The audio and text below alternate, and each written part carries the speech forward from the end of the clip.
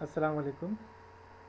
अच्छा स्टूडेंट्स, आज हमारा जो लेक्चर है वो एंथ्रैक्स पे है, जो कि एक हिस्टोरिकली सिग्निफिकेंट और बायोलॉजिकली फैसिनेटिंग जूनोटिक डिजीज़ है।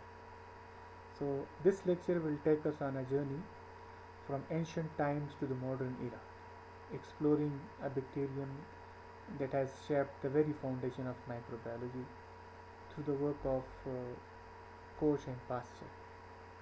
And still it continues to challenge us today as both a natural pathogen and a bioterrorism threat.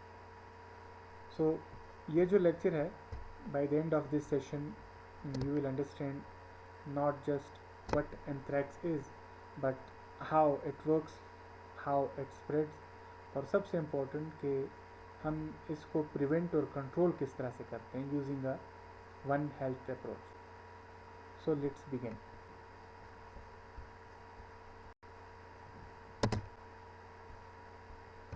Anthrax जो वर्ड है anthrax, it comes from the Greek word anthrakis which means coal. Now why coal?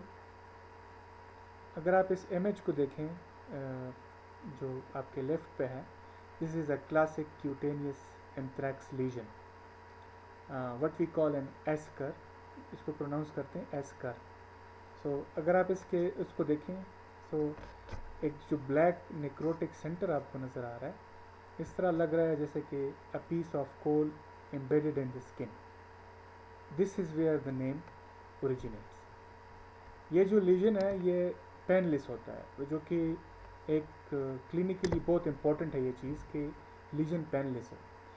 If a patient has a painful black lesion, so फिर it's probably not anthrax. Anthrax के बहुत सारे नाम हैं different countries में, different cultures में. तो ये नाम हमें क्या बताता है? फॉर एग्ज़ाम्पल अगर आप देखें, इसको साइबेरियन प्लेग और ब्लैक बेन भी कहते हैं. तो साइबेरियन प्लेग आप नाम को देखें तो it reflects it's geographic distribution, और ब्लैक बेन एक तरह से इसका डेडली नेचर जाहिर करता है. इसी तरह ये जो आपको यहाँ पे चैरबन नज़र आ रहा है, या जिसको हम कार्बन भी शायद कह सकते हैं, तो ये फ्रेंच में कोल को कार्बन CH के साथ लिखते हैं. और इसी तरह जर्मन में मिल्स ब्रांड, जो कि जर्मन लैंग्वेज में कहते हैं स्प्लीन फायर को, वो इसके क्लिनिकल फीचर्स को एक तरह से डिस्क्राइब करता है. इसी तरह जो स्प्लीनिक फीवर है, क्योंकि इसमें स्प्लीन जो है वो इनलार्ज होता है इन्फेक्टेड एनिमल में, तो ये स्प्लीनिक फीवर इसी वजह से इसको कहते हैं. इसके अलावा इसके कुछ ऑक्यूपेशनल नाम भी है, जैसे कि red pickers disease, hide porters disease और वूल सॉटर्स डिजीज़. ये सारे जो ऑक्यूपेशनल नेम्स है ये हमें क्या बताते हैं कि एग्जैक्टली एंथ्रैक्स किसको हुआ है. वर्कर्स हैंडलिंग एनिमल प्रोडक्ट्स जैसे कि हाइड पोर्टर्स, वूल सॉटर्स एक्सेट्रा. इसी तरह इसको हम मेलिग्नेंट पस्ट्यूल भी इसको कहा जाता है. मेलिग्नेंट पस्ट्यूल इज़ एक्चुअली अमेस्नोमा, जो कि हम बाद में इसमें एक्सप्लेन करेंगे. सो already from the name alone we learn that this disease causes black skin lesions and affect people who work with animals or animal products. अच्छा, अब वो जो पैथोजन है, जो जो कि काजेटिव एजेंट है एंथ्रैक्स का, वो है बैसिलस एंथ्रेसिस. ठीक है, ये एक बैक्टीरियम है जिसके सेवरल डिफाइनिंग कैरेक्टरिस्टिक्स है जो कि हमें मेमोराइज़ करने चाहिए. सबसे पहले अगर आप देखें तो ये ग्राम पॉजिटिव बैक्टीरिया है, वो जो आप सबको पता है कि it retains the crystal violet stain and appears purple under the microscope. तो ये हमें इसके सेल वॉल के स्ट्रक्चर के बारे में बताता है. ठीक है, इसी तरह ये रॉड शेप्ड है, which is why we call it a bacillus. Bacillus with a capital B is the genus name, ये आप जहन में रखें. और अगर ये हम स्मॉल लेटर से स्टार्ट करते हैं, तो जैसे कि स्मॉल या लोअर केस b के साथ, सो वो इसके शेप को डिस्क्राइब करता है. बैसिलस एंथ्रेसिस जो है ये एरोबिक है या यू कैन से फैकल्टेटिवली एनारोबिक है, कि ये जो स्पीशी है it prefers oxygen but can survive without it. ये जो इसकी प्रॉपर्टी है या करेक्टरिस्टिक है, दिस मैटर्स बिकॉज स्पोरुलेशन जो कि हम आगे डिस्कस करने वाले हैं उसके लिए ऑक्सीजन की ज़रूरत होती है। बैसिलस एंथ्रेसिस नॉन मोटाइल है। ये असल में बहुत इंपॉर्टेंट है फॉर लेबॉर्ट्री आइडेंटिफिकेशन। इसी तरह क्योंकि बहुत सारे और भी हमारे पास इन्वायरमेंटल बेसिलाई है जो कि मोटाइल है, लेकिन ये जो बैसिलस एंथ्रेसिस है it doesn't move on its own, ठीक है। इसके अलावा इसका एक और करेक्टरिस्टिक है कि ये नॉन हेमोलिटिक है ब्लड एगर पे। अगर आप इसको शीप ब्लड एगर पे ग्रो करते हैं so it does not break down red blood cells, जिस तरह बहुत सारे हार्मलेस इसके जो रिलेटिव्स है वो करते हैं।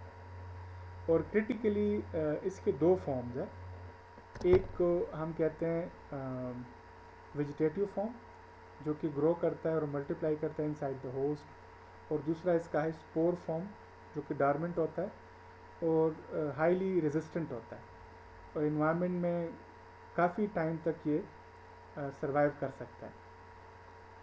अगर आप इस इमेज में देखें तो आपको दोनों वेजिटेटिव फॉर्म्स और स्पोर फॉर्म्स नज़र आ रहे हैं। वेजिटेटिव फॉर्म या वेजिटेटिव सेल का जो आउटर लेयर है उसको हम कैप्सूल कहते हैं, जो कि ये बैक्टीरिया प्रोड्यूस करता है जब ये होस्ट के अंदर होता है। और ये कैप्सूल शायद आपको पता भी होगा कि it protects it from our immune system, specifically from being engulfed and destroyed by phagocytes. अच्छा, अब अगर इस डायग्राम को आप देखें, जब एक वेजिटेटिव बैसिलस एंथ्रेसिस होस्ट के बाहर चला जाता है, फॉर एग्जांपल जब एक इन्फेक्टेड एनिमल जो है वो मर जाता है और इसकी बॉडी डिकम्पोज होती है, so it encounters two triggers, poor nutrients and oxygen. Response में क्या होता है कि जो बैक्टीरिया है वो ट्रांसफॉर्म हो जाता है, it creates a dormant structure जिसको हम स्पोर कहते हैं। ये रिप्रोडक्शन नहीं है बल्कि सर्वाइवल है। One bacterium becomes one spore, और जो स्पोर है इट इज़ रिमार्केबल। अगर आप इसके स्ट्रक्चर को देखें तो it has a crystalline core जो कि इसके डीएनए को डैमेज से बचाता है। इसी वजह से इसकी जो रेजिस्टेंट है, स्पोर जो रेजिस्टेंट होता है वो इसी वजह से होता है, और ये एक्सट्रीम टेम्परेचर को सर्वाइव कर सकता है। एक्सट्रीम टेम्परेचर मीन्स के दोनों extremes, both heat and freezing. इसी तरह ये ड्राउट को भी में उसमें भी सर्वाइव कर सकता है, इट कैन सर्वाइव कंप्लीट डिसिकेशन। इसी तरह ये जो स्पोर है ये अल्ट्रावायलेट रेडिएशन से भी प्रोटेक्ट करता है, सनलाइट इसको इजीली किल नहीं कर सकता, और बहुत सारे डिसइंफेक्टेंट्स को भी ये रेजिस्टेंट होता है। अब ये कितने टाइम के लिए सर्वाइव करता है, तो जो साइंटिफिक लिटरेचर है वो रिपोर्ट करता है कि जो स्पोर्स है they survive in dry soil for 60 years. But जो फैसिनेटिंग फैक्ट है वो क्या है, स्पोर्स जो है they have been recovered from animal bones excavated in South Africa Kruger National Park, जो एक्सकेवेशन हुई है, और उनके बारे में कहा जाता है कि ये 200 टू अप्रॉक्सीमेटली 250 ईयर्स बैक ये उनका एज है, ये जो एक्सकेवेशन हुई है, मीन कि ये 250 ईयर्स ओल्ड है। तो अगर इसके बारे में हम सोचें तो spores from animals that died around the time of you can से नेपोलियन, वो अभी भी इन्फेक्शियस है, आज के दिन में भी वो इन्फेक्शियस है। अगर आप इस इमेज को देखें तो आपको ये टाइनी पार्टिकल से अगर गौर से देखें वो नज़र आ रहे हैं, so they are drifting through the air, जो कि एक क्रिटिकल फीचर इसका जो है वो रिप्रेजेंट कर रहा है। एंथ्रेक्स के स्पोर के साइज़ को अगर हम देखें तो they are 2 to 6 microns in metre, और ये साइज़ एरोसोलाइजेशन के लिए परफेक्ट है। They can stay suspended in air, और जब इनको इनहेल किया जाता है so they reach the deepest part of our lungs, जो कि अल्वेओलाई है। इसी वजह से CDC एंथ्रेसिस को क्लासीफाई करते हैं as a category A biological agent. Mean की हाईएस्ट प्रायोरिटी है, और ये हाईली स्टेबल है, इजीली एरोसोलाइज्ड होता है और हाईली लीथल होता है जब इसको इनहेल किया जाए। अच्छा, अगर हम इस डिज़ीज़ को हिस्टोरिकल कॉन्टेक्स्ट में रखें, सो एंथ्रेक्स की एक रिच हिस्ट्री है that parallels the development of microbiology itself. अगर हम स्टार्ट लें 1834 से, तो पहला जो ह्यूमन केस है वो रिकग्नाइज्ड हुआ था यूनाइटेड स्टेट्स में, बट इट वाजंट अंटिल 1938 कि फिर जो डेला फाउंड है actually saw the organism under a microscope in the blood of dying animals। तो 1838 में पहला ह्यूमन केस रिपोर्ट हुआ। अब जो इसके बाद रियल ब्रेक थ्रूज है वो लेट 19th सेंचुरी में रिपोर्ट हुई हैं। 1877 में रॉबर्ट कोच ने कुछ समथिंग रिवोल्यूशनरी किया था। उसने बैसिलस एंथ्रेसिस को प्योर कल्चर में ग्रो किया था और फिर उसको हेल्दी एनिमल्स को इंजेक्ट किया था, वो डिजीज़ रिप्रोड्यूस हो गया था, फिर इसी बैक्टीरिया को उसने रीआइसोलेट किया था। So this work led him to formulate जिसको हम आजकल कोच पोस्टुलेट्स कहते हैं, जो कि गोल्ड स्टैंडर्ड है for proving that a specific microbe causes a specific disease. इसके तकरीबन 4 साल बाद 1881 में लुइस पास्चर ने अपना वो जो फेमस पब्लिक एक्सपेरिमेंट है पॉयले ले फोर्ट, वहाँ पे उसने अपना फेमस पब्लिक एक्सपेरिमेंट कंडक्ट किया था।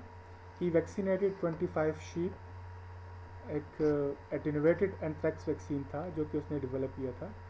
फिर उसने उनको एक्सपोज किया along with unvaccinated controls to virulent anthrax। जितने भी वैक्सीनेटेड शीप थी वो ज़िंदा रहीं और जो कंट्रोल्स उसने लिए थे वो मर गई। तो ये जो था, this was the first effective bacterial vaccine and A Trump for you can से जर्म थ्योरी। फिर 1930 में एक वेटनेरियन था max स्टर्ने। He developed an improved vaccine using an avirulent non-capsulated strain जिसको कहते थे 34F2। ये जो स्ट्रेन था उसमें PX01 प्लाज्मिड था और उसमें PX02 प्लाज्मिड एब्सेंट था। इन दो टर्म्स को PX01 और PX02 को हम आगे एक्सप्लेन करेंगे। सो ये जो स्टर्नी वैक्सीन था, it is still used world wide for live stock. अब जो सारी जो हिस्ट्री है एंथ्रेक्स की, ये इसके साइंस के बारे में है और क्या क्या प्रोग्रेस हमने उसमें की है। 1979 में जो एक सोवियत यूनियन की एक सिटी है Sverdlovsk, if I am not wrong, so वहाँ पे एक सडन आउटब्रेक आया था और वहाँ पे for weeks people and animals died. तो सोवियत गवर्नमेंट ने जो कंटेमिनेटेड मीट है उसको ब्लेम किया कि इसी वजह से सारा कुछ हो रहा है। लेकिन कुछ सालों बाद जो कोल्ड वॉर है डेट एंडेड और हमें पता चला कि ये एक वजह क्या थी।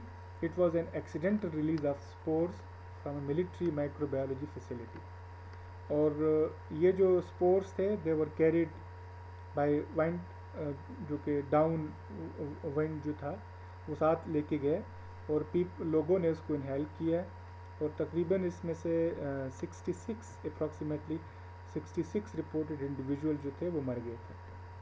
फिर 2001 में just weeks after 9/11 America faced another anthrax attack. उसमें क्या था वो शायद आपको भी याद होगा कि letters containing powdered anthrax spores were mailed to news media offices and 2 US senators, और इसके अलावा मेरे ख्याल में 22 लोग थे जिनको एंथ्रैक्स हुआ था। उसमें से फिर 5 जो थे वो मर गए थे। दिस वाज बायो टेररिज्म, और उससे जो पब्लिक हेल्थ प्रिपेयर्डनेस है वो सोच ही बदल गई थी। फिर मोस्ट रिसेंटली 2009 में इसका एक नया फॉर्म जो था वो इमर्ज हुआ था जिसको हम इंजेक्शनल एंथ्रैक्स कहते हैं। और ये इंजेक्शनल एंथ्रेक्स जो हीरोइन यूज़र्स है, ड्रग एडिक्ट्स है, स्कॉटलैंड में पहले ये केस आया था। जब इसको ट्रेस किया गया, so investigator traced it to heroin contaminated during transport, possibly from goats kings, जो कि ड्रग को कैरी करने के लिए यूज़ हुए थे। इस फॉर्म को भी हम आगे जाके डिस्कस करेंगे। अच्छा, अब हमें ये समझना है कि एंथ्रेसिस किस तरह से ख़तरनाक है। Excuse me. So the answer lies in two small circular pieces of DNA called plasmids. जिस तरह मैंने आपको बताया था स्टार्ट में, PXO1 और PXO2 पे हम बात करेंगे। So साइंटिस्ट्स बिलीव कि ये जो बैसिलस एंथ्रेसिस है ये इवॉल्व हुआ है एक कॉमन इन्वायरमेंटल बैक्टीरियम से, जिसको हम कहते हैं बैसिलस सीरस। उसके बारे में कहा जाता है कि ये एक हार्मलेस ऑर्गेनिज्म है जो नॉर्मली सॉइल में पाया जाता है। At some point, this ancestor acquired two plasmid from its environment through, एक प्रोसीजर है जिसको कहते हैं, एक प्रोसेस है lateral genetic transfer. So essentially borrowing genes from other bacteria. अब वो जो प्लाज्मिड्स है, they are named as PXO1 and PXO2. आप इसको ऐसा जहन में रखें कि ये बैक्टीरिया के वेपन्स हैं, आर्सेनल वेपन्स। So जो प्लाज्मिड PXO1 है, it carries the genes for the tripartite toxin, 3 proteins that work together as a deadly team. इसको भी हम आगे जाके डिस्कस करने वाले हैं। जो प्लाज्मिड PXO2 है, it carries the genes for the capsule, और ये कैप्सूल जो है ये पोली डी ग्लूटामिक एसिड से बना है, जो कि एक अनयूजुअल मटेरियल है जिसको हमारा इम्यून सिस्टम आसानी से रिकॉग्नाइज नहीं कर सकता। अब ये कैप्सूल जो है, मैंने जिस तरह आपको पहले स्लाइड्स में बताया था, it surrounds the bacterium and prevents it's phagocytosis. इसका मतलब है कि वाइट ब्लड सेल्स जो है वो इसको इंगल्फ नहीं कर सकते और इसको डिस्ट्रॉय नहीं कर सकते। तो इफ़ अ स्ट्रेन, अगर बैसिलस सिंथेसिस का ऐसा स्ट्रेन है दैट लेक्स PXO2, तो फिर वो कैप्सूल नहीं बना सकेगा, और अगर उसमें PXO1 नहीं है तो फिर ये टॉक्सिन नहीं बना सकेगा। अभी हमने जिस वैक्सीन की बात की थी, स्टर्नी वैक्सीन स्ट्रेन, तो वो PXO1 पॉजिटिव है और PXO2 नेगेटिव है। मतलब कि ये इम्यूनिटी को स्टिमुलेट करता है through its toxin, but can not cause disease because it has no capsule.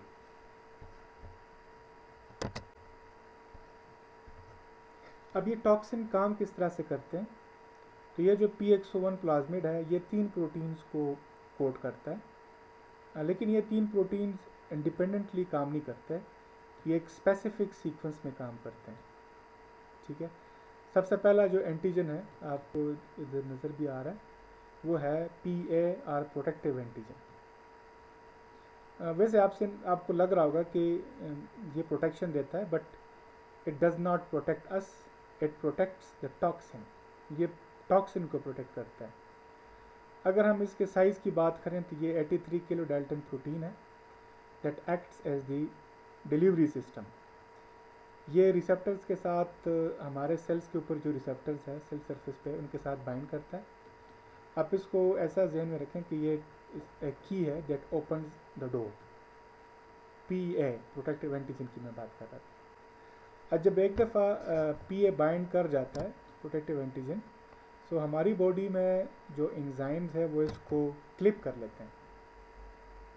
तो इससे क्या होता है कि सेवरल PA मॉलिक्यूल जो है वो फिर उनको अलाउ कर देता है कि असेंबल करें और एक रिंग शेप पोर बना लेते हैं हमारे सेल मेम्ब्रेन पे।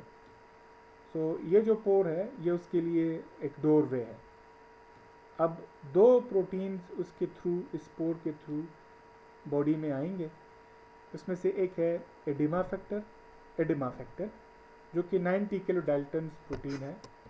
जब ये EF या एडिमा फैक्टर एंटर हो जाता है सेल में इस पोर के ज़रिए, जिसकी अभी हमने बात की PA पोर, तो फिर ये एडिमा टॉक्सिन बन जाता है। एडिमा टॉक्सिन एक्चुअली आप इसको कह सकते हैं PA प्लस EF। अब सेल के अंदर EF जो है ये एंजाइम का काम करता है, जो कि secondary messenger cyclic KMP, cyclic adenosine monophosphate, उसके लेवल को इंक्रीज करता है। अब साइक्लिक KMP जो है ये नॉर्मली रेगुलेट करता है वाटर बैलेंस को सेल्स में, लेकिन जब EF साइक्लिक KMP के लेवल को ड्रामेटिकली इंक्रीज करता है तो वाटर की जो होम्योस्टेसिस है वो डिसरप्ट हो जाती है, और जो फ्लूइड्स है वो फ्लड कर जाते हैं इनटू टिश्यूज, जिसकी वजह से एडिमा या सीवियर स्वेलिंग होती है। EF जो है ये पर्टिकुलरली या प्राइमरीली यू कैन से टारगेट करता है हेपेटोसाइट्स को। हेपेटोसाइट्स मीन लिवर सेल्स, जिसकी वजह से आर्गन फेल्यूर भी हो सकता है। अच्छा, अब जो लीथल फैक्टर्स है, लीथल फैक्टर्स 89 किलो डाल्टन्स है। लीथल फैक्टर जब PA पोर के थ्रू एंटर कर जाते हैं तो ये लीथल टॉक्सिन बन जाते हैं, PA प्लस LF। और LF जो है यू कैन से ये एक जिंक मेटालोप्रोटीएज है, एक एंजाइम है जो कि दूसरे प्रोटीन्स को कट करता है। Specifically it targets and inactivates a group of proteins called MAPKase, MAP KS, जो कि स्टैंड करता है for माइटो gene activated protein kinesis. अब ये जो प्रोटीन्स है ये सेल सिग्नलिंग के लिए क्रूशल है, पार्टिकुलरली और स्पेशली कैन से मैक्रोफेजेस जो कि हमारे इम्यून सेल्स हैं। LF जब MAPKase को इनएक्टिवेट करते हैं मैक्रोफेजेस में तो उससे क्या होता है कि हाइपर इन्फ्लेमेटरी रिस्पॉन्स जो है वो ट्रिगर हो जाता है, और मैक्रोफेजेस जो है वो प्रो इन्फ्लेमेटरी साइटोकाइन्स जो है वो मैसिव अमाउंट में रिलीज़ कर लेते हैं, स्पेसिफिकली जो TNF अल्फ़ा है और इंटरल्यूकिन बीटा। अब ये जो साइटोकाइन्स का स्टॉर्म है it damages blood vessels and tissues. इसके अलावा जो LF है it directly targets the cardiovascular system, जो कि हमारे हार्ट मसल सेल्स है कार्डियोमायोसाइट्स, उनको ये टारगेट करता है, और साथ साथ जो वास्कुलर स्मूथ मसल्स है उनको भी टारगेट करता है, जिसकी वजह से सर्कुलेटरी कोलैप्स हो जाता है। तो अगर हम इसको समराइज़ करें तो PA जो है ये पेलोड को डिलीवर करता है, EF जो है ये स्वेलिंग काज करता है या एडिमा काज करता है बाय डिसरप्टिंग वाटर बैलेंस, और LF जो है it causes cell death and inflammatory shock. अच्छा, जब हमें एजेंट का पता चल गया और उसके पास जो वेपन है उसका भी पता चल गया, तो अब हम डिस्कस कर लेते हैं कि ये मूव किस तरह से करता है एनवायरनमेंट और होस्ट के बीच। ये डायग्राम आपको दिखा रहा है, शो कर रहा है कि एंथ्रैक्स किस तरह से ट्रांसमिट होता है। हम इसको क्लॉकवाइज फॉलो करेंगे। ये सारी बात स्टार्ट होती है सॉइल से, जो कि सर्व करता है as a long term reservoir. Soil में आपके पास डॉर्मेंट स्पोर्स होते हैं जो कि फॉर डेकेड्स परसिस्ट कर जाते हैं। अब सॉइल से ये स्पोर्स हर्बीवोर्स इंजेस्ट कर लेते हैं, हर्बीवोर जैसे कि कैटल, शीप, गोट्स, और इसके अलावा जो वाइल्ड ग्रेजिंग एनिमल्स हैं जैसे कि ज़ेब्रा और एंटीलोप। हर्बीवोर्स को कंसिडर किया जाता है कि ये प्राइमरी होस्ट्स है, क्योंकि ये ग्रेजिंग करते हैं क्लोज टू द ग्राउंड, और कभी कभार ये सॉइल पार्टिकल्स को भी इंजेस्ट कर लेते हैं। अब हर्बीवोर की बॉडी में इसके साथ क्या होता है, इनसाइड द हर्बीवोर जो स्पोर्स है ये जर्मिनेट कर जाते हैं इनटू वेजिटेटिव बैक्टीरिया, इनकी रैपिड मल्टीप्लिकेशन होती है और डिजीज़ काज करते हैं, जिसकी वजह से सडनली वो एनिमल मर जाता है। अब यहाँ पे वो क्रिटिकल स्टेप है। एनिमल जब मर जाता है तो उसका जो कैरकस होता है उसमें enormous number of vegetative bacteria हो सकते हैं, तकरीबन 10 एक्सपोनेंट 8 यू कैन से बेसिलाई पर मिलीलीटर ऑफ ब्लड। लेकिन ये जो वेजिटेटिव फॉर्म्स है they can not survive long outside host. However जब इनको स्कैवेंजर्स, आपको पता है जब वो इस कैरकस को ओपन करते हैं, या अगर ये बॉडी जो है इसकी ओपनिंग हो जाती है और वो जो फ्लूइड है वो डिस्चार्ज कर जाता है, ब्लडी फ्लूइड, तो bacteria are expose to oxygen. एक दफ़ा इनको ऑक्सीजन मिल जाए तो it this triggers sporulation sorry sporulation हो जाती है, और वो जो वेजिटेटिव बैक्टीरिया थे they transform back into spores, जिससे वो सॉइल को कंटिमिनेट कर लेते हैं अराउंड द कैक्टस। इसी तरह से इनका साइकिल कंप्लीट होता है, soil to animal to soil. अब ह्यूमन में साइकिल किस तरह से है कि कभी कभार क्यूटेनियस एंथ्रैक्स भी हो सकता है। वो कब होता है, जब लोग जो है वो स्पोर्स को इनहेल करते हैं from dust while processing contaminated wool और हाइड्स। जिस तरह हमने स्टार्ट में इसके लिए डिफरेंट जो ऑक्यूपेशनल नेम्स पढ़े थे, वूल सॉर्टर्स डिजीज़, वो इसी वजह से है कि लोग जब इसको सॉर्ट करते हैं तो डस्ट में जब भी इसको प्रोसेस करते हैं हाइड्स को या वूल को, तो वो इन पार्टिकल्स को भी इनहेल कर सकते हैं। इसी तरह ह्यूमंस में फिर एक फॉर्म है गैस्ट्रोइंटेस्टाइनल एंथ्रैक्स। वो कब होता है, जब लोग अंडर कुक्ड मीट खाते हैं इन्फेक्टेड एनिमल से। इसके अलावा दो और रूट्स भी आपको इसमें नज़र आ रहे हैं, स्कैवेंजर्स जैसे कि हाइना और वुल्चर्स, वो भी इस डिज़ीज़ को लॉन्ग डिस्टेंसेस तक जो है वो कैरी कर सकते हैं। और इसके अलावा जो बाइटिंग फ्लाइज है वो मैकेनिकली इस बैक्टीरिया को ट्रांसमिट कर सकते हैं from infected animals to other. अच्छा, अब जो ट्रांसमिशन फैक्टर्स कौन कौन से हैं, तो वो सेवरल फैक्टर्स है जो कि इसके ट्रांसमिशन को इन्फ्लुएंस करते हैं। एनिमल्स में अगर हम देखें तो प्राइमरी जो रूट है वो इंजेक्शन है। जब वो कंटेमिनेटेड फॉडर खाते हैं, वाटर पीते हैं या फीड सप्लीमेंट्स लेते हैं जैसे कि meat and bone meal, animals भी स्पोर्स को इनहेल कर सकते हैं, specially when wallowing in contaminated water sources and stirring up dust. Environmental conditions जो है वो भी इनके ट्रांसमिशन में एक बड़ा फैक्टर है एंड इट मैटर्स इनॉर्मसली। अगर आप उसमें देखें फिगर में, ड्राई पीरियड्स में क्या होता है कि ग्रास जो है वो स्पार्स हो जाती है, कम हो जाती है, सो एनिमल जो है they graze closer to the soil, और चांसेस ये होते हैं कि वो सॉइल पार्टिकल्स को जिसमें ये स्पोर्स भी मौजूद होते हैं उनको एडजस्ट करते हैं। अब जब ड्राउट कंडीशन होता है तो animals they congregate around remaining water sources, concentrating their exposure to contaminated areas. इसके अलावा सॉइल की जो केमिस्ट्री है वो भी क्रिटिकल है। एंथ्रैक्स के जो स्पोर्स है they survive best in calcium rich soils with neutral to alkaline pH। ठीक है, तो उसमें pH you can say pH 7 and above। In areas को जहाँ पे इस तरह का pH हो उसको या कैल्शियम रिच हो उसको हम कहते हैं एंथ्रैक्स बेल्ट्स। अब यहाँ पे आपके जहन में एक सवाल आ सकता है कि why calcium, because calcium ions are essential for dehydrating the bacterial genome during spore formation. So you can say it's part of what makes the spores so stable। इसके अलावा जो जिस तरह हमने इससे पहले स्लाइड में पढ़ा है कि इनकी मैकेनिकल ट्रांसमिशन भी हो सकती है थ्रू बाइटिंग फ्लाइज, स्पेशली जो टेबेनस जीनस के स्पीशीज़ है और जो हेपोबोस का जीनस है उसके जो स्पीशीज़ है, तो वो मैकेनिकली इसको ट्रांसमिट भी कर सकते हैं।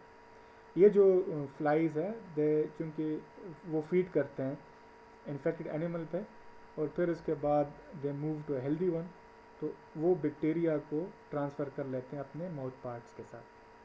फाइनली ह्यूमन एक्टिविटीज़ भी एंथ्रैक्स को जो है वो स्प्रेड कर सकते हैं।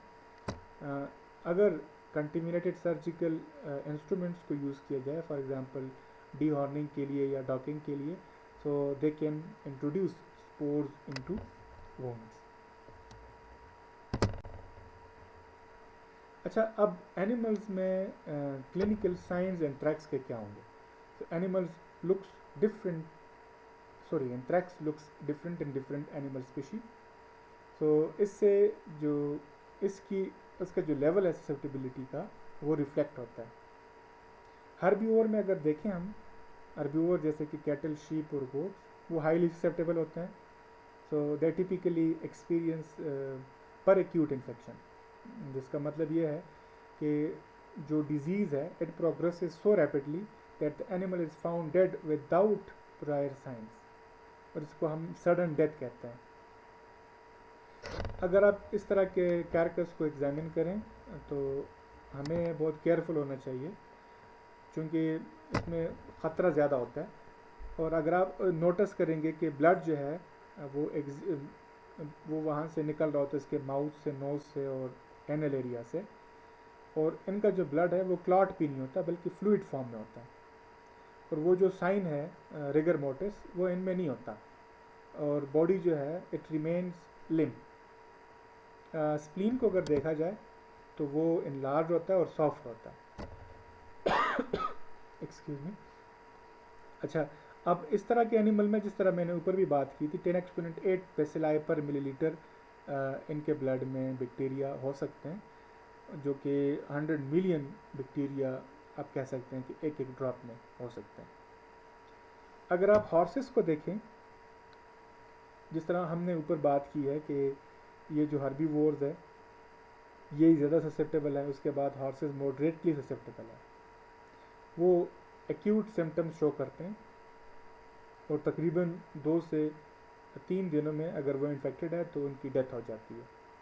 कभी कभार अगर फ्लाई बाइट्स के थ्रू वो इन्फेक्ट होते हैं, तो जिस तरह आपको ये स्वेलिंग नज़र आ रही है, एडिमेटस स्वेलिंग, इनको चेस्ट, एब्डोमेन या नेक, शोल्डर्स में इस तरह के एडिमेटस स्वेलिंग जो है वो हो जाती हैं, वो डेवलप कर जाते हैं, जो कि एक नज़र आ रहा है एक हॉट स्वोलन एरिया है जो कि बहुत मैसिव हो सकता है।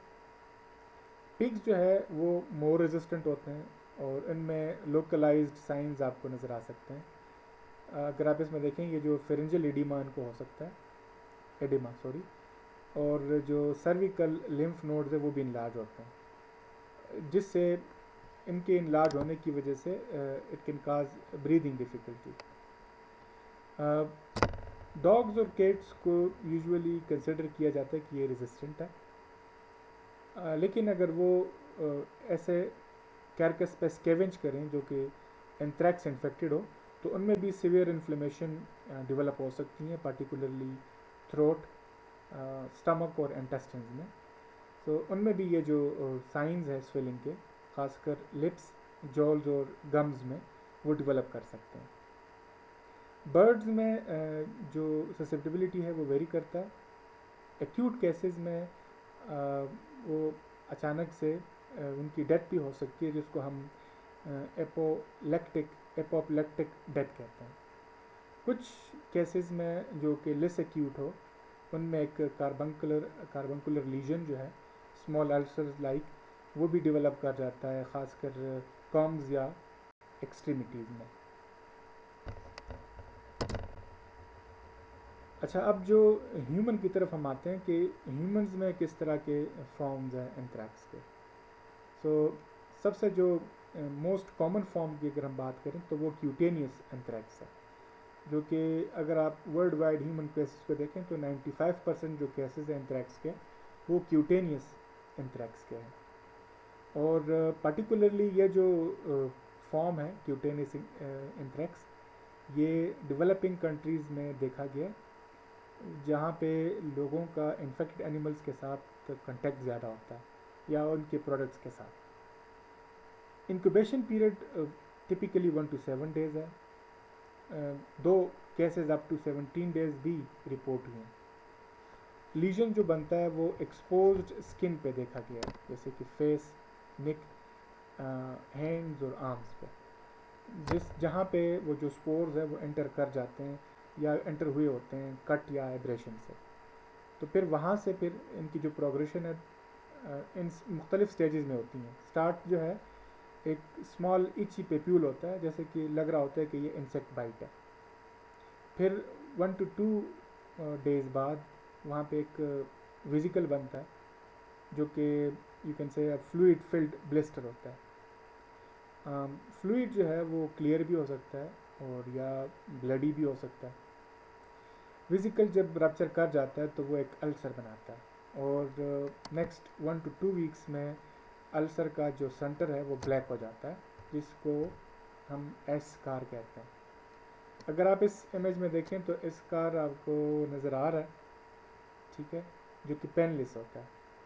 जिस तरह मैंने ऊपर भी बात की थी कि स्कार पेनलेस ही होगा, अगर वो पेनलेस नहीं है तो फिर वो क्यूटेनियस एंथ्रैक्स प्रोबेबली नहीं हो सकता। आप लोगों ने एक टर्म सुना होगा मेलिग्नेंट पस्ट्यूल। ये मेसनोमर है, ये मेलिग्नेंट नहीं होता। मेसनोमर क्यों मेलिग्नेंट नहीं है और ना ये पस्ट्यूल है, इसमें पस भी नहीं है। The lesion is not purulent और ये पेनलेस होता है। अच्छा, एक सीरियस कॉम्प्लिकेशन आपने शायद उसका सुना भी होगा, मेलिग्नेंट एडिमा। ये तकरीबन 5 to 10% के केसेस में होता है, स्पेशली अगर लीजन आपके फेस, नेक या चेस्ट पे हो। तो वहाँ पे क्या होता है कि लोकलाइज्ड स्कार की बजाय वो पेशेंट मैसिव या एक स्प्रेडिंग एडिमा जो है वो डेवलप कर जाता है, जिसमें टिश्यूज़ हार्डन होते हैं, लार्ज ब्लिस्टर्स होते हैं और उस पेशेंट में शॉक के साइंस भी होते हैं। उस केस में फिर एग्रेसिव ट्रीटमेंट की ज़रूरत होती है। अच्छा, अब जो लिस्ट कॉमन फॉर्म्स हैं उनको डिस्कस कर लेते हैं। लिस्ट कॉमन है लेकिन ज़हन में रखें कि मोर लीथल फॉर्म्स हैं। एक को हम कहते हैं इनहेलेशन एंथ्रैक्स, और हिस्टोरिकली इसको वूल सॉटर्स डिजीज़, जिस तरह मैंने स्टार्ट में भी बताया था, इसको कहते हैं। और ये उस फॉर्म को कहते हैं जब एंथ्रैक्स के जो स्पोर्स है स्मॉलर देन 5 माइक्रोन्स को अगर इनहेल किया जाए, और जब वो 5 माइक्रोन या उस तरह के उस साइज़ के जो स्पोर्स हैं, when they reach the lower respiratory tract. अब होता क्या है कि ये स्पोर जब अल्वेओलाई में पहुंच जाते हैं, तो अल्वेओलाई के जो टाइनी एयर सैक्स है, आपको पता है ये अल्वेओलाई टाइनी एयर सैक्स है जहाँ पे गैस एक्सचेंज होता है। तो वहाँ पे जो मैक्रोफेजेस है, अल्वेओलर मैक्रोफेजेस, वो क्या करते हैं, वो इनको इंगल्फ कर लेते हैं। आपको पता है मैक्रोफेजेस हमारी बॉडी के वो सेल्स है जो फर्स्ट इनकाउंटर फॉरेन बॉडी के साथ करते हैं, और वो ये सोच रहे होते हैं कि हम अपना जॉब कर रहे हैं। लेकिन ये बैक्टीरिया की स्ट्रेटजी है, वो चाहता ही है कि ये जो मैक्रोफेजेस है वो इनको इंगल्फ करें। मैक्रोफेजेस इनको ट्रांसपोर्ट कर लेते हैं जो लिम्फ नोड्स हैं, हिलर और मीडियास्टिनल लिम्फ नोड्स, वहाँ पे chest, deep in the chest वो लोकेटेड होते हैं। मैक्रोफेजेस इनको वहाँ पे ले जाते हैं। अब इन लिम्फ नोड्स में स्पोर्स जो है वो जर्मिनेट करते हैं इनटू वेजिटेटिव बैक्टीरिया। वहाँ पे फिर इनकी रैपिड मल्टीप्लिकेशन होती है और वहाँ से ये ब्लड स्ट्रीम में चले जाते हैं, जिसको फिर हम सेप्टिसीमिया कहते हैं। इंक्यूबेशन पीरियड इनका वेरी करता है, it ranges from 1 to 60 days. और ये जो वाइड रेंज है, इसी वजह से इन जो डायग्नोसिस है वो भी चैलेंजिंग होता है। इनिशियल सिम्टम्स बिल्कुल फ्लू लाइक होते हैं, उसमें फीवर, कफ, मसल एक, मलेज, चेस्ट पेन होता है। फिर अचानक से पेशेंट हाई फीवर की वजह से डिटीरियोरेट्स हो जाता है और उसको डिस्पनिया हो जाता है, मीन कि सीवियर डिफ़िकल्टी इन ब्रीदिंग वो फील करता है। उसका जो स्किन है वो ब्लूइश हो जाता है, वजह लेक ऑफ ऑक्सीजन होता है, जिसको हम लोग साइनोसिस भी कहते हैं। और फिर शॉक। तो एक जो हॉलमार्क फाइंडिंग है वो है हेमोरेजिक मीडियस्टेनाइटिस, जिसमें क्या होता है कि जो सेंट्रल चेस्ट है उसमें ब्लीडिंग और इन्फ्लेमेशन हो जाती है। चेस्ट एक्सरे में एक आपको जो क्लिनिशियंस है उनको नज़र आ रहा होता है कि एक जो मीडियस्टेनम है वो वाइडन हुआ है, और अगर इसको ट्रीट ना किया जाए तो 100% इसमें मोर्टेलिटी के चांसेस होते हैं। अच्छा, एक दूसरा इसका एक फॉर्म है जो कि लेस कॉमन है लेकिन लीथल है, वो है गैस्ट्रोइंटेस्टिनल एंथ्रैक्स। वो कब होता है? अगर अंडर कुक मीट को कंज्यूम किया जाए और वो under cook meat infected animal से हो। उसके फिर 2 फॉर्म्स होते हैं, ओरोफेरेंजियल फॉर्म जो कि माउथ और थ्रोट को इफेक्ट करता है। इस केस में पेशेंट जो है they develop ulcers in the mouth और एसोफेगस, और साथ में जो नेक के लिम्फ नोड्स है जो कि वो स्वेल हो जाते हैं, जिसको हम रीजनल लिम्फेडेनोपैथी भी कहते हैं।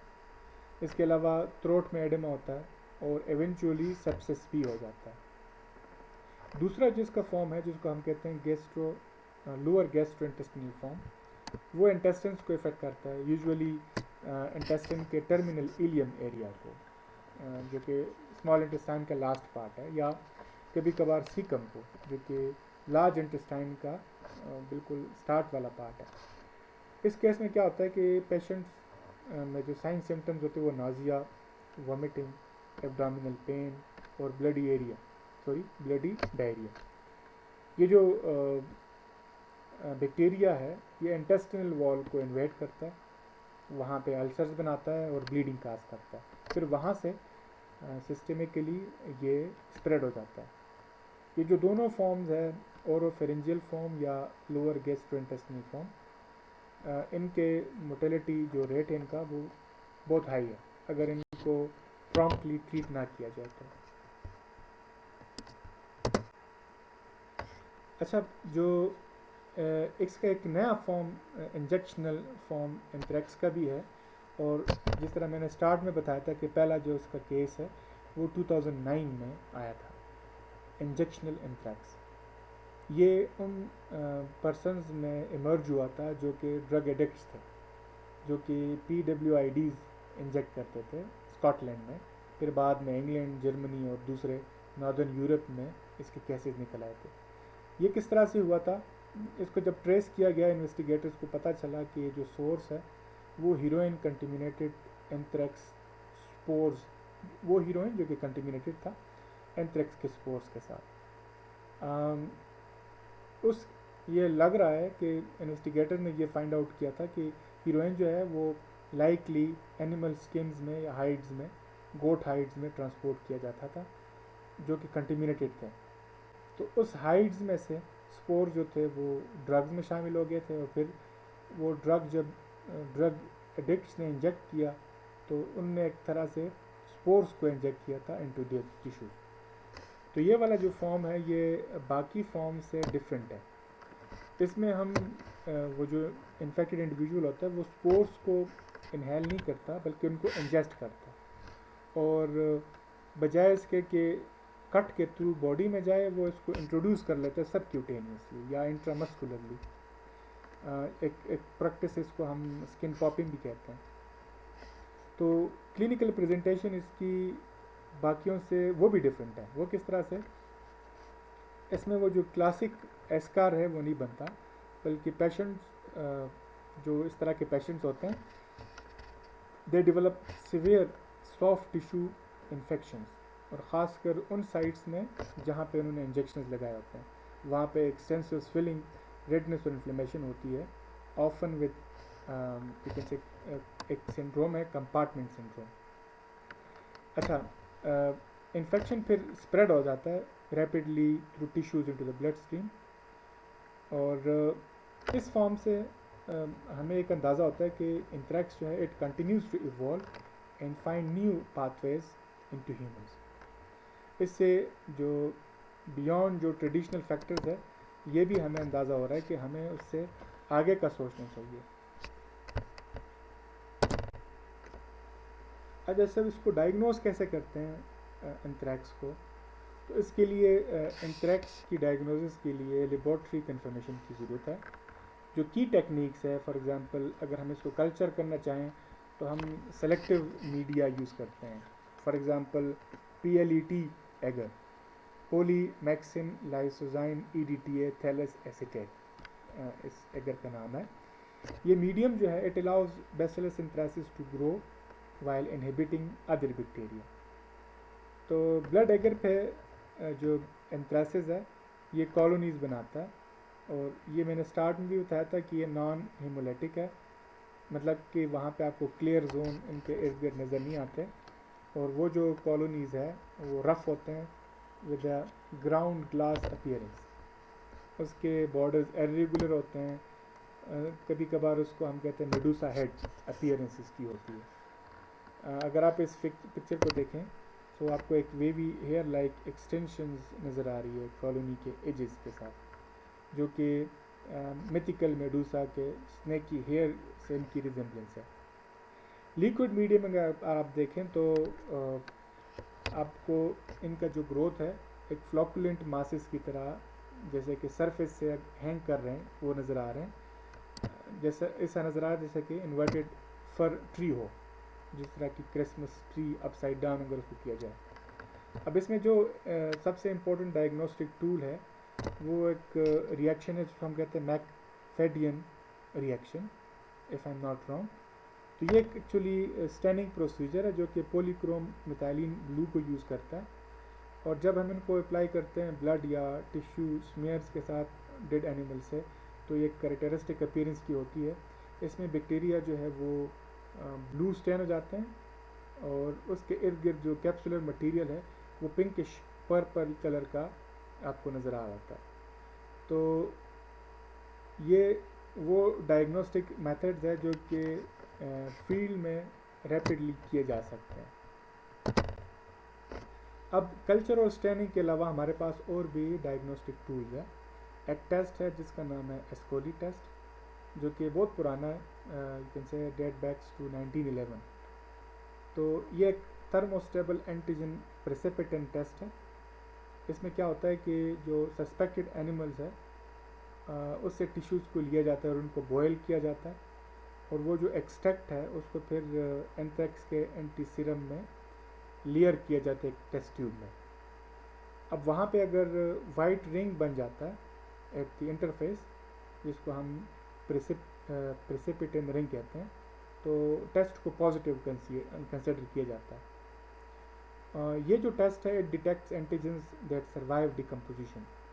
सो जो पेट्रीफाइड टिश्यूज़ है उनके एग्जामिनेशन के लिए बड़ा यूज़फुल है, लेकिन ये हाईली चूँकि स्पेसिफिक नहीं है, ये दूसरे बेसिलस स्पीशीज़ को भी जो वो बेसिलस स्पीशीज़ जो कि इस एंटीजन को शेयर करते हैं उनको भी ये डिटेक्ट कर सकता है। तो इसकी स्पेसिफिसिटी जो है वो अच्छी नहीं है। अब हमारे पास जो आज के दौर में जो गोल्ड स्टैंडर्ड है वो मॉलिक्यूलर डायग्नोसिस है। स्पेसिफिकली हम पीसीआर करते हैं। पीसीआर स्पेसिफिक जीन्स को, जैसे कि P101 के जीन्स या P102 प्लाज्मिड के जीन्स को टारगेट करता है, तो उससे जो है वो एक तो स्पीशी की कंफर्मेशन भी हो जाती है और उसकी वायलेंस जो पोटेंशियल है वो भी कंफर्म हो जाता है। अब अगर हम एपिडेमियोलॉजिकल स्टडीज़ कर रहे हैं तो फिर हम कुछ और एडवांस मेथड्स है, जैसे कि DNA microarrays, PFGE pulsed field gel electrophoresis और एमएलवीए, शायद आप लोगों ने नाम सुना होगा, multilocus variable number tandem repeat analysis, वो करते हैं। ये जितने भी टेक्निक्स जिनके मैंने नाम लिए हैं, तो ये आउटब्रेक स्ट्रेंड्स को ट्रैक कर सकता है इससे, और इससे आप ट्रांसमिशन पैटर्न को भी अच्छी तरह से अंडरस्टैंड कर सकते हैं। हमारे पास एक और भी मेथड है इनकी डायग्नोसिस के लिए, सीरोलॉजी, जो कि कॉमनली आप लोगों ने सुना होगा। इसमें हम एंटीबॉडीज़ को डिटेक्ट करते हैं। तो रिट्रोस्पेक्टिव डायग्नोसिस के लिए सीरोलॉजी एक अच्छी चॉइस है। इसमें जो सबसे कॉमन मेथड है वो है एलाइज़ा, कुछ लोग इसको एलिज़ा भी कहते हैं, एंजाइम लिंक्ड इम्यूनोसॉर्बेंट असे, जिसमें हम आपको पता होगा कि एलिज़ा में हम वो प्लेट्स ले लेते हैं जिसमें PA या LF के साथ पहले से वो कोडेड होते हैं। पेशेंट की एंटीबॉडीज़ अगर मौजूद है तो वो एंटीजेंस के साथ वो बाइंड करेंगे और फिर एक कलर चेंजिंग रिएक्शन जो है वो हमें मिल जाता है। इसके अलावा भी कुछ टेस्ट्स है, जैसे कि DF है, डायरेक्ट फ्लोरेसेंट एसे टेस्ट, और FRET एसे, वो भी कुछ स्पेशलाइज्ड लैब्स में वो भी यूज़ किए जाते हैं। अच्छा, अब वैक्सीनेशन एंड ट्रीटमेंट। अब अगर हमने प्रिवेंट करना है और एंथ्रैक्स को ट्रीट करना है तो इसके लिए हमें डिफरेंट अप्रोचेस जो है वो रिक्वायर्ड है। एनिमल्स में जो ग्लोबली यूज्ड वैक्सीन है वो है स्टर्नी स्ट्रेन 34F2। इसका जो जेनेटिक मेकअप है वो हमें याद रखना है, वो है P101 पॉजिटिव और P102 नेगेटिव। ये जो वैक्सीन है ये प्रोटेक्टिव एंटीजन को तो प्रोड्यूस करता है जो कि हमारे इम्यूनिटी को स्टिमुलेट करता है, लेकिन ये कैप्सूल नहीं बनाता। सो मीन कि ये एवायरलेंट है। तो आप कह सकते हैं कि ये एक तरह से लाइव स्पोर वैक्सीन है जिसमें तकरीबन 10 बिलियन वायबल स्पोर्स होते हैं पर डोज के हिसाब से। जब इस वैक्सीन को एडमिनिस्टर किया जाता है लाइव स्टॉक में, तो लाइव स्टॉक में strong long lasting immunity develop कर जाती है थ्रू एंटीबॉडीज अगेंस्ट PA जो कि प्रोटेक्टिव एंटीजन है। यहाँ पे जो इम्पोर्टेंट प्रैक्टिकल पॉइंट है वो है विद होल्डिंग पीरियड। अब जो विद होल्डिंग पीरियड है for meat from vaccinated animals typically 3 to 6 week before slaughter ज़रूरी है। This ensures no vaccine organisms remain in tissue। अब मिल्क के लिए कोई विद होल्डिंग पीरियड नहीं है, it's safe for human consumption. Human में वैक्सीन जो अप्रोचेज है वो कंट्री टू कंट्री वेरी करते हैं। जो फॉर्मर सोवियत यूनियन और चाइना, उन्होंने तो लाइव स्पोर वैक्सीन यूज़ किए थे। UK और USA में जो अवेलेबल वैक्सीन्स है दे आर सेल फ्री, उसमें कोई होल बैक्टीरिया नहीं है। उनमें से एक एग्जांपल बायोथ्रेक्स का है जिसमें एड्जॉर्ब्ड प्रोटेक्टिव एंटीजन होता है। अच्छा, ये तो वैक्सीन्स की बात होगी। अब treatment, if someone is expose to anthrax तो उस केस में टाइम इज़ क्रिटिकल, ये ध्यान में रखना है। तो उसमें जो सबसे रिकमेंडेड ड्रग्स है वो है सिप्रोफ्लॉक्सासिन और डॉक्सीसाइक्लिन, जो कि यूजुअली इकट्ठा यूज़ किया जाता है सीवियर केसेस में। और एंटीबायोटिक्स के बारे में, इन एंटीबायोटिक्स के बारे में कहा जाता है कि they must be started with in 24 hours of exposure. अगर आप चाहते हैं कि ये एंटीबायोटिक इफ़ेक्टिव हो, सही से असर करें, तो with in 24 hours of exposure आपने ये लेनी है, स्टार्ट करनी है। अब जो एंटीबायोटिक का ड्यूरेशन है इस डोज का, वो डिपेंड करता है वैक्सीनेशन स्टेटस पर। अगर पेशेंट या पर्सन नॉट वैक्सीनेटेड है तो तकरीबन 60 डेज़ कोर्स उसको दिया जाता है एंटीबायोटिक्स का। अगर उसने 3 डोज वैक्सीन के लिए हैं तो फिर 30 डेज़ जो कोर्स है वो उसको दिया जाता है।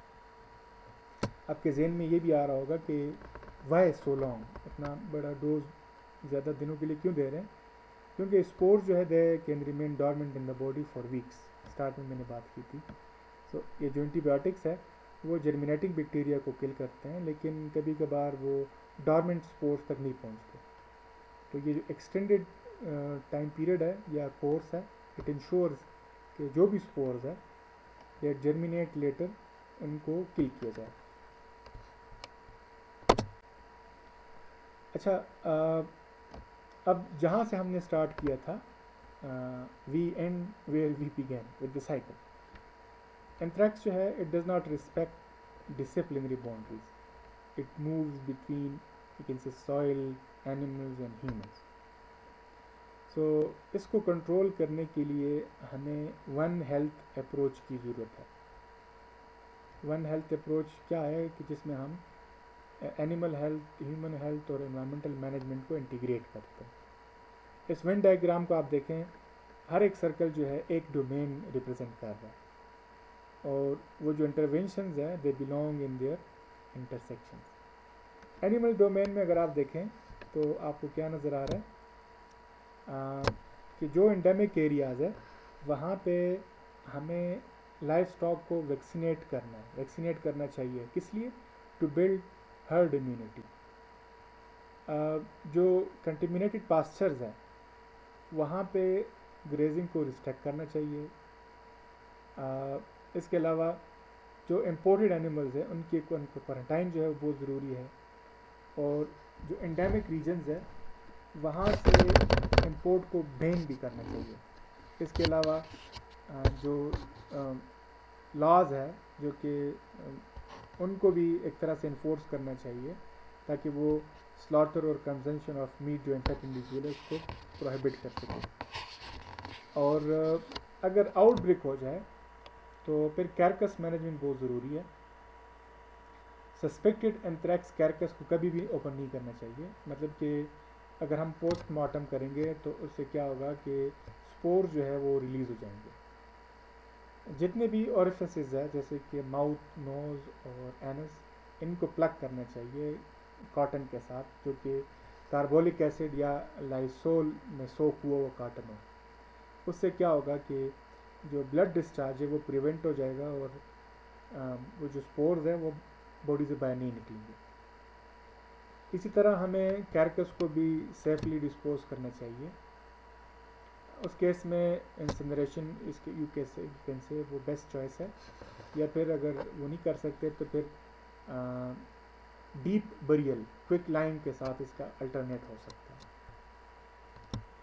इसी तरह जो जिस साइट में वो एनिमल मरा है उसको लाइसोल या 3 to 5% फॉर्मल्डिहाइड के साथ डिसइंफेक्ट करना चाहिए।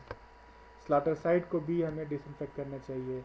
जो प्रोसेसिंग फैक्ट्रीज़ है उनको भी, और जो रिटेल आउटलेट्स हैं ह्यूमन डोमेन में, उनको भी डिसइंफेक्ट करना चाहिए।